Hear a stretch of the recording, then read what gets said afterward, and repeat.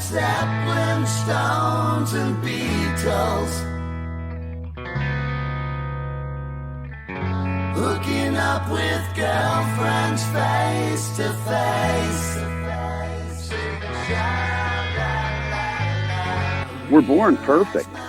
And then it's just our lives that make us, and our issues that make us go to those things and stuff like that. We're just not content waking up and feeling, oh, what a wonderful day. Oh, the sunshine, this and that, I'm Bruce Hilliard, and the following is an honest and candid story of drugs, women, and rock and roll. He's since cleaned up his life, and he took a few minutes to share his backstories and his music and his new album, Beautiful Things. Please welcome Donnie V on the Better Each Day podcast radio show.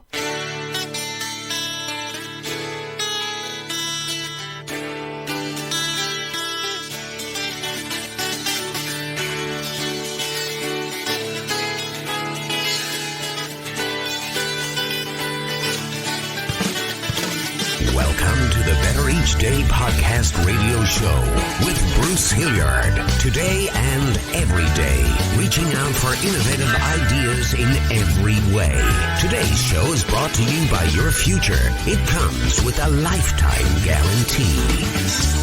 Make a better stay now, baby.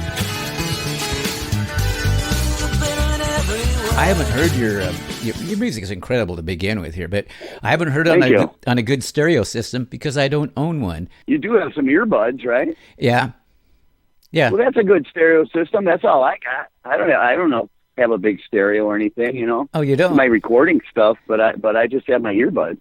Oh, well, yeah, that works well with me. I'm used to kind of feeling the bass pound off my chest and stuff like that. But yeah, you know what? What? Get these things. They're made by Apple. They're called AirPods. Yeah.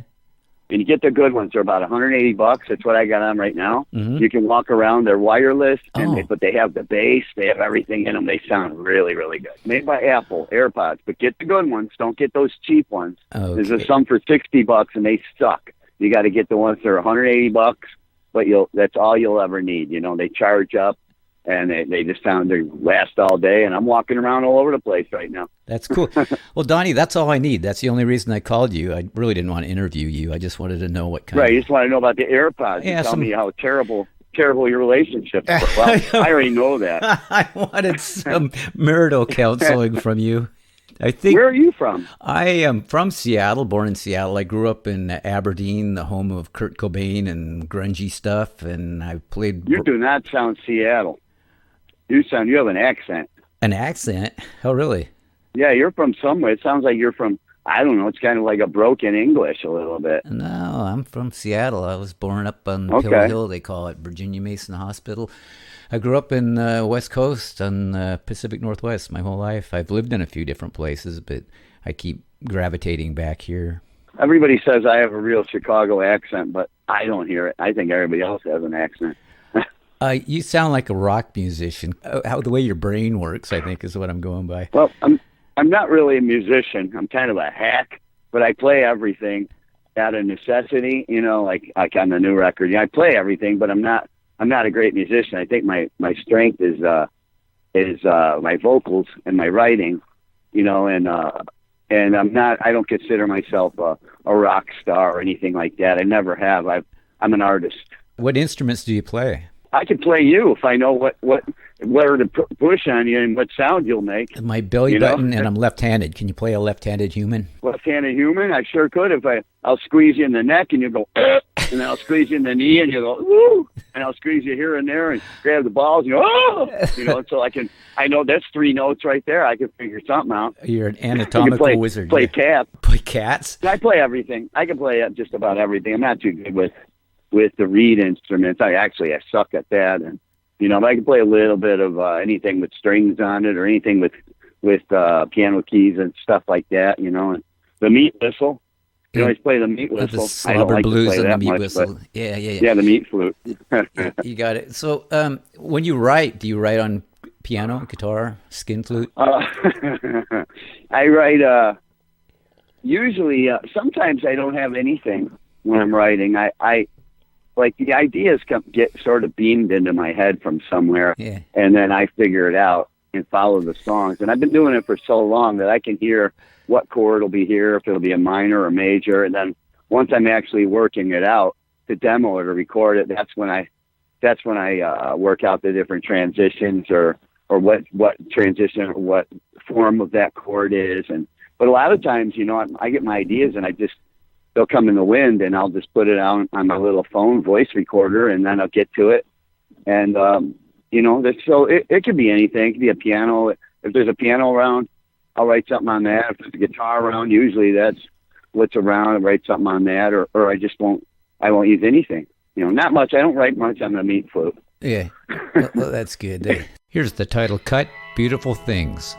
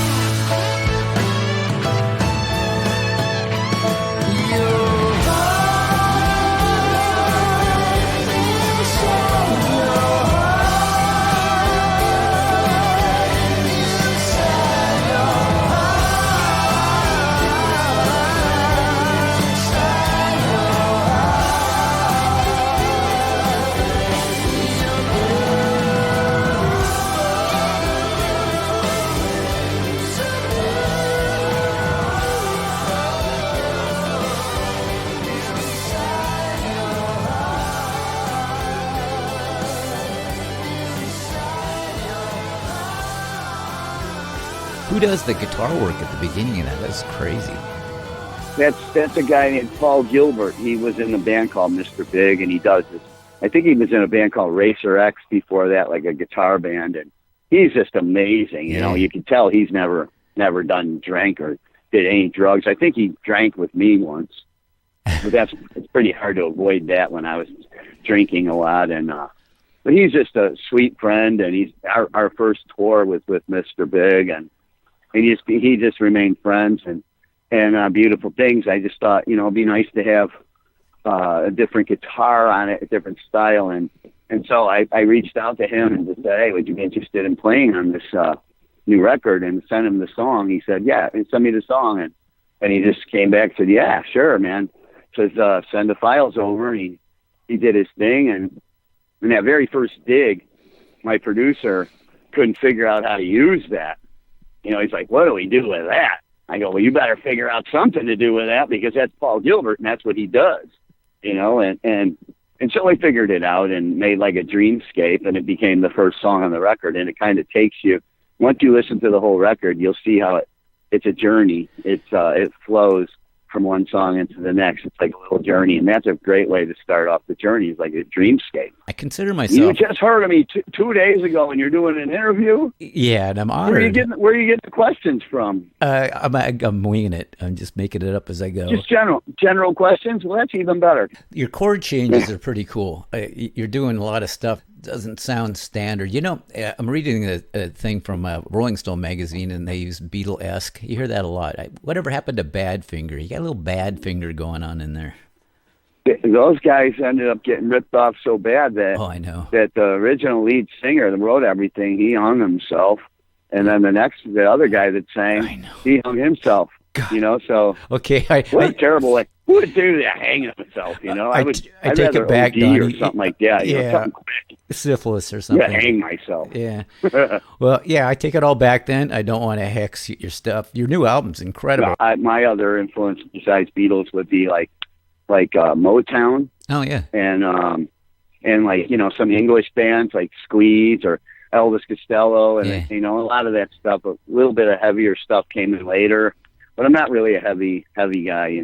Your songs are like crazy melodic. I'm like, wow, this guy, did he sleep with Harry Nilsson? Or I hear all these influences, all the good songwriters. And every day, and almost every interview, everybody saw the Beatles, so they got into music and stuff. But I hear they don't write them like that anymore. Right. But I digress. Yeah, well, I write what I like. I write what the ideas that come to me. And everybody says that I'm so talented, but it's not really that. I started studying. I had a very abusive childhood, so like 4 or 5, I heard my first couple Beatle records, and I was hooked on the melodies, and I studied every way that they transition and the different ways of constructing a song and the vocals and the harmonies and all that stuff. So it's not like I'm that talented. I just worked hard at it, and I love melodies, and I think that a well-crafted song is one where you can sit down and actually play the song on an acoustic guitar or a piano and sing it, and it's the same song that it would be with the band. Yeah. But that's a well-crafted song, and a lot of them, I don't think they can do that, How long have you been doing this? This is a standard question. Did you start out right out of the womb, or did you, the old, I saw the Beatles? You were too young. You didn't see the Beatles on. Well, I'm 131 years old. You're a hobbit. And so I've been doing it for 126 years. Cool. No, I've been doing it since I was 4 or 5. I'm 55 now. I haven't been writing that long. I've been in the business for 30 years and making records and writing songs. And Enuff Z Nuff was my first band I was ever in. Yeah, I was a kid. How old were you as a kid? Like 19 or 20. Yeah, that's a kid. 21. I don't remember exactly, but when I first hooked up with my partner, Chip, I think I was like 19 or so. We had a local radio thing in Chicago where all the different local bands, none of them were very supportive of each other. They were all, trying to be number one on the countdown of these local stations. And once our first song went on there, it was called Catholic Girls, and it went number one, and it just stayed there. And the very first show Enuff Z Nuff I ever played was jam-packed, and they pretty much have stayed the same up until some of the lonelier indie years. Then it's tours get to be monotonous, and you only play a couple of good shows a week, and then the rest of them are shitty shows for small crowds and shitty places and stuff. So. Yeah, I've played a few of those in my day. Yeah, I played back when there was smoking, so no matter where you played, I smoke. Do you really? I'm smoking right now. Are you really? Yes, I am. I'm chain smoking, actually. No. No, I am smoking right now. I still smoke weed, but that's it. I got clean off everything else. And you don't smoke cigarettes? I'm smoking a cigarette right now, man. Okay. You'll pry my cigarettes from my cold, cancerous body. Oh, Jesus, God. Well, let's talk about your album. That's why I called. I almost forgot. I segued off and I lost track here, but I was going to say they don't write them like that anymore. I think a lot of really good songs were done back in those days because studio time was extremely expensive. And if you got signed by a record label, which isn't always the case now because there's a lot of indie stuff going on, but you had to be good. So I think by the time you made a recording and everything, it was well thought out, and the album was thought out in the way that you're describing this one. You had performed those songs a lot live, and when you made a record, there used to be DJs that would at different radio stations that had different. They would play what they liked, and if they liked something by somebody, it would blow up, and that's where but it only would be things that had, quality and taste. It's like, that's why there'll never be really big rock stars again, like in those eras, because it's all political, and there's just machines now that manufacture, kind of the same thing with a different face or a different, it sounds like the same writer or this and that for quite a long time now. But, there's a couple of new bands like Greta Van Fleet and stuff that are bringing back some older stuff. And so, there's hope for music to recycle again, like it usually does. It just hadn't for so long, the rap music and all that crap. I don't even consider that music, and, when a guy can't write a song, play an instrument or sing, how is he a musician? Why is he the biggest drawing star over Paul McCartney and shit, but there has, then came the 90s shit after Kurt and Stone Temple Pilots and Soundgarden. Yeah. Those were great. And Alice in Chains, those were great bands, big bands. And, and then after that followed, just like within the 80s where you had Van Halen, and then followed all these cock rockers that, that weren't even close to that, and trying to emulate things and sitting there trying to write songs so desperately. And I never do that. And being an artist, I'll get an idea, and then what I do is I listen and follow this. I listen to the song, and I let it tell me where it wants to go, and I follow where it wants to go. And I don't, if it doesn't want to go anywhere, I'll set it aside, But that's just the way I work. It's the ideas come from God or wherever the hell they come from, and then I do all the work and hope I don't fuck it up, and have to write all the lyrics and stuff. But I follow them. Yeah. I listen. It's a little life when you're creating something. You're creating like a little life that you have to nurture it, and you have to get it in the best shape that it can to send it off into the world like a child, And I have a lot of children, and but that's just I just think that's the way it is, and it's just my particular taste. Some people don't like. Most people like what I do. They just I used to be heavier in Enuff Z Nuff, and that wasn't really my bag. But like the pop lovers wouldn't get the heavy guitars, and the heavy guys wouldn't get the pop melodies and stuff. But now it kind of makes sense what I'm doing. It's what I've always wanted to do.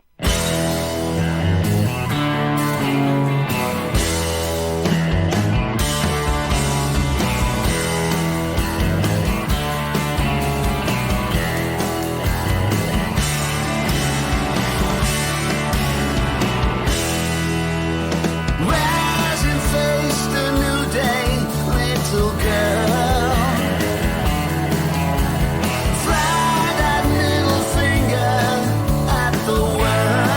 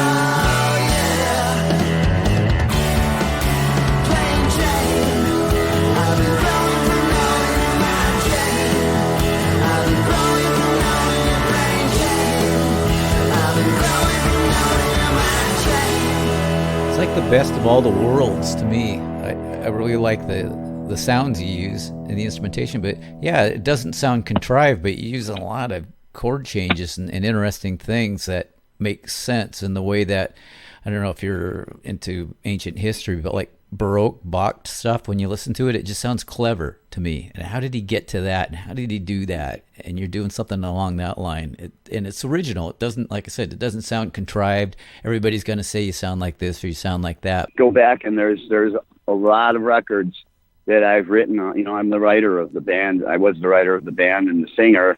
So if you like what I'm doing now, you will like the other stuff. It's just maybe a little bit different production style, a lot heavier, and you know, there's a couple other egos involved and stuff like that, you know. So it isn't exactly what I wanted it to be, but I think I've tried to evolve, and I've tried to continue to make better stuff each time, and I think if you're not making something better than your last thing, then there's no point in really putting it out, and I wouldn't.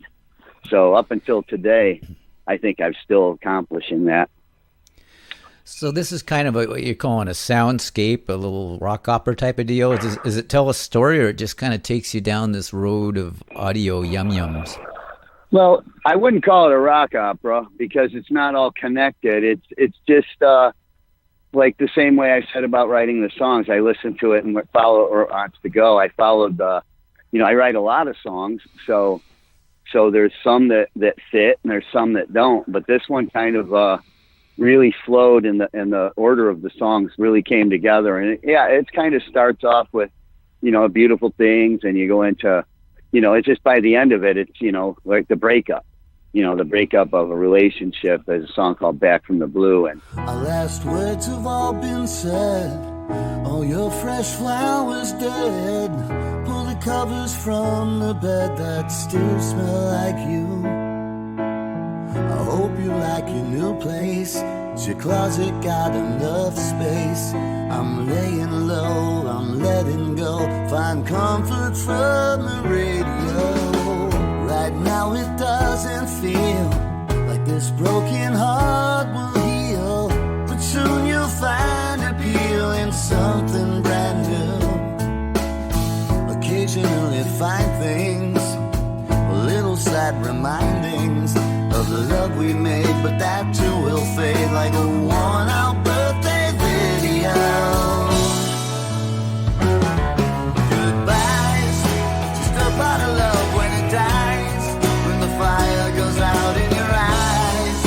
You try to remember the good times, the glowing smiles and the sunshine, and all of the good we achieved, when both of us tried and believed.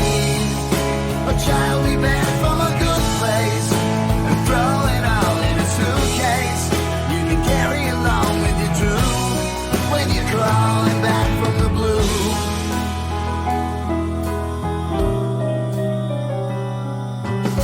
And you're sitting on the floor in some t-shirt that I wore, just staring at the door, hoping I might walk through. After a night of drinking, it's when you get to thinking of crawling back, but keep on the track, 'cause that's no place your face ought to go. Goodbyes, just a part of love when it dies, when the fire goes out in your eyes.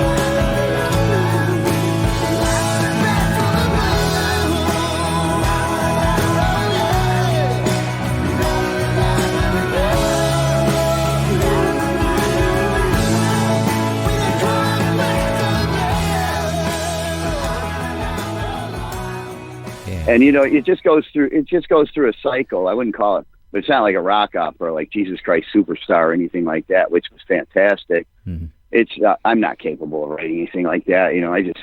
I hear a chord. I don't even know what they're called, most of them. I figure it out as I hear it. So you get your inspiration from the mothership, and then it comes down, and you just put it together just magically. Hope I don't fuck it up. Right. That's the formula. I'm going to tell everyone I know. Here's how you write a song. That's cool. I've got some great photos of you I can use on the website and my newsletter and stuff. And yeah, you're a goddamn handsome guy too. I got to say that. So. Oh, thanks a lot. But I'm not gay, but I've never considered myself handsome. The very first days I kind of looked like a girl, but that has all changed. Through all the drugging and drinking and whores, that's all changed. No more cross-dressing now. Yeah, I'm 55 years old, 55, wow. So did you get good grades in school, or are you the guy that got thrown out for being the funny man? I got good grades up until I was in 8th grade, because I went to a small private school where there was the same 12 kids in every. And so I didn't know any better. I didn't know you could cut school. I didn't know you could do this and that. And I guess I always scored very well on my achievement tests and IQ tests and stuff. And so that's why when I got to high school, that's why they didn't throw me out immediately. I stole the time stamped it. The thing that you stamp all the notes with that makes it good as gold. I stole that fucking thing, and that was it. That was when they said, time to go. And I said, hey, man, it's about time. I trying to figure something out to get the fuck out of here. I can't even drive past it without getting Oh, Jesus. So you went from high school clearly into a band because you were 18, 19 years old playing in Enuff Z Nuff. Yeah. Yeah, well, I was out of high school by 16, I mean, I was still enrolled, but I didn't go. There was so many classes that I had never showed up one day, so they didn't even mark me absent or anything because they didn't even know I existed. And yeah, so you're smoking a little weed and listening to what kind of music? Oh, I started doing everything. I've always gravitated towards the danger, towards the unknown, and like some of my friends and stuff would stick with weed and stuff, but then somebody come around with a little bit of cocaine, I'd be like, yeah, I've heard a lot of bad things about that. I got to try this, exactly. And heroin and stuff like that. Like, I got to try that. I've heard some terrible things about that, so I'm gonna have to try that. And but listening to music, since I was a little kid, I liked, like I said, I liked the Beatles. I liked the Rolling Stones. I liked, different things like that, and Motown and the old Jackson 5 and just stuff like that, and the Supremes. And I didn't listen to anything heavy till I think I was maybe 13 or 14. The first heavy record that I got into was Rush 2112. Oh yeah. And I was like, man, these guys are, the way that they play and the way they structure and this and that. It's like I started to try, then I got into Led Zeppelin, and then Aerosmith. And I was like, this is fucking cool. These guys are taking from where the Beatles left off and bringing it to the next level. And that's the thing. That's what's wrong with music today, is nobody's taking their influences from good influences, because most of these kids, they've never existed when there was good influences and there was good things to emulate. And so that's why it doesn't evolve. It doesn't grow. It kind of stays stagnant. And there's no DJs or anything anymore, because there's a lot of good bands out there, but the only way to really get your stuff around is like through YouTube and stuff like that. And people have to have attention, has to be called to that for them even to see those things. You get 50 million views on some chick eating a pickle, as opposed to your great album. It's like this chick eating a pickle gets 50,000 views, but I got 30,000. What a weird market, and I guess that's the nature of it. If you ever figure it out, let me know, because it doesn't make any sense to me either. I don't get it. Oh, dude, I can't figure anything. I can't figure out what to wear today. I've been yakking at you for 30 minutes, and we got plenty of stuff. You're my last interview for today, so oh yeah, I've been doing them since 8:30 this morning. I don't know who the fuck schedules a goddamn interview for the crack. I mean, I usually get up at the crack of noon. Yeah. You know, and like, because I'm up all night recording and writing, and I've already got basically the next record written and demoed, so I'm ready to go. And I'll stay up for 2 fucking days. I used to stay up for 2 weeks, you know, but now I'll make it 2 days just because you get in a zone. You know, you're a musician, you know, when you're writing something or you get in that zone where if you take a break or you go to sleep, you wake up and you're not in that zone anymore. You don't even know where the fuck you were. So I'll finish it, and then I'll get up the next day and then I'll polish it, you know? Or you'd completely lose track of time, and 6-8 hours went by, and it seemed like maybe an hour or something like that. Yeah, that's another thing. That's another problem with being in a relationship. You can't do that. Oh yeah, you're not allowed to do that. You can't stay up for 2 days. What the, you know? But this is what I do. And chicks, chicks has to be number one in your life. And when you're a musician or an artist, nothing can be number one but what you do. Yeah, and they can't take that. And the next thing you know, they start looking at your art and your craft as like another girlfriend or something, and they're jealous of it, and they hate it. And before you know it, they hate when you do what you do, you know. And you know, and it is what it is, and we are who we are. But getting in a relationship, like I said, they have to be number one, and they can't be. You know, if you have a job or something, then they can be. But if you're an artist or doing something you're passionate about, your passion lies there. I learned so much today. And the music you described, you walked down the same road I did. The Rush stuff, the, everything you talked about was like, oh man, we're like twin brothers. There we go. You live on that coast, and I live in the Midwest. I've lived out there, like mostly in California and stuff. Seattle wasn't, you know, I've been there, but I'm not allowed in Canada anymore, so I don't usually pass through there that much anymore. What happened to Canada? I ruined some dogs going into Canada because there's no way our bus was going to get through the borders with even if we cleaned all the drugs out of there. There's still shit in the carpets. They're sprinkled as crumbs of this and that. You know, Chip, my old partner, he had dogs barking at his mouth because he smoked so much pot, you know. They're barking at his mouth, at his breath. So somebody turned me on to a trick of sprinkling red pepper, cayenne pepper all over your bus. Yeah. And they failed to tell me that they brought 3 dogs on the bus, and it wrecked all of them. They were ruined. They're no longer any good for that. And I had to buy the damn 3 dogs, and I had to pay for every bit of food they ever ate, all the training they ever did. It was like $35,000 for these 3 dogs. I'm like, well, can I at least have the damn dogs?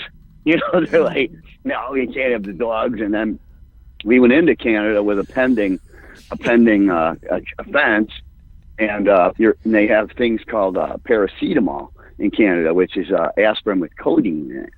And I'm a big believer in medication and medicine. You know, I used to be a big advocate for medicine. And so I don't know how many boxes you're allowed, but I went out, went on our way out. There was 20 cases of that shit under the bus.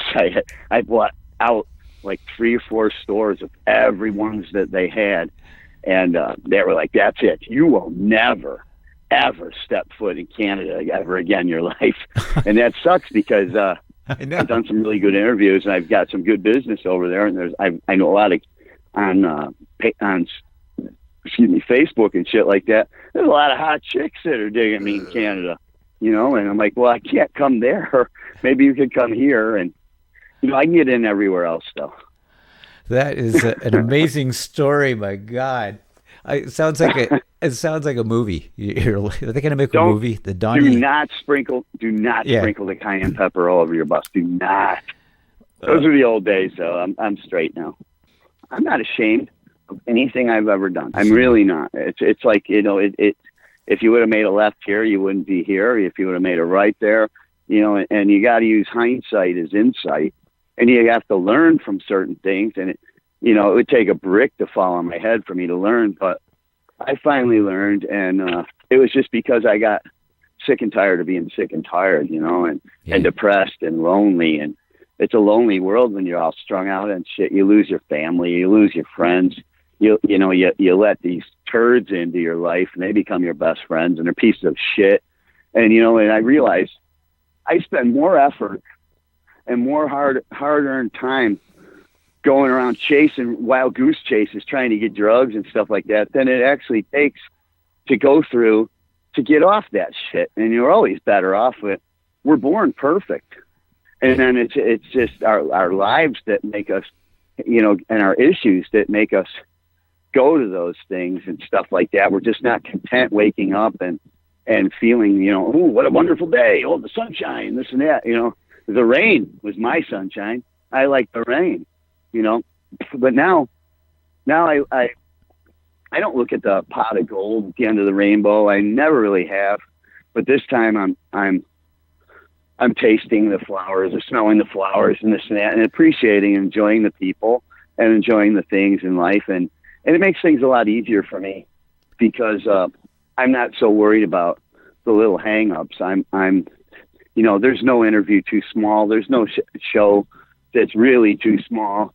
There's no, you just don't, you got to appreciate everything you get. And like I said, if you save one life, that's priceless. It's worth more than all the money and drugs in the world, What you just explained is Beautiful Things. Good name for your album.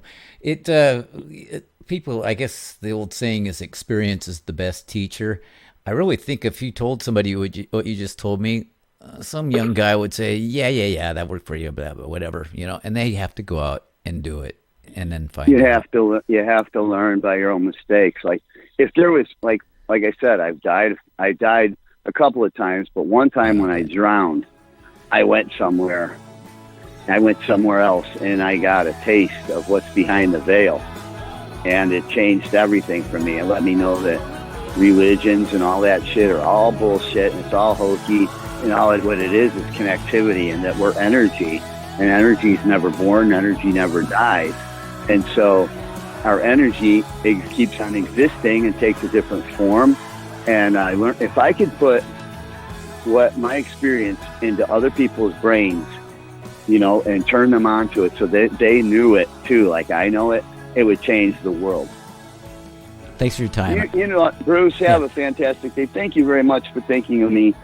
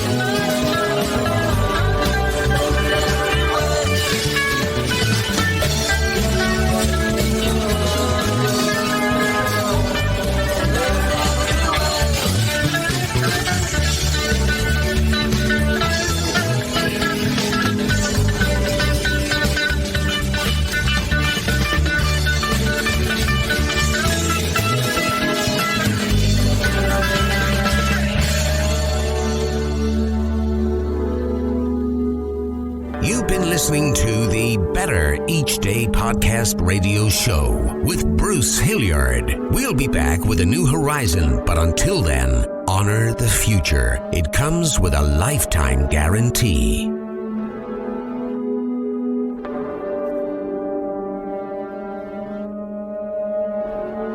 And we're all just trying to make the next day a bit better.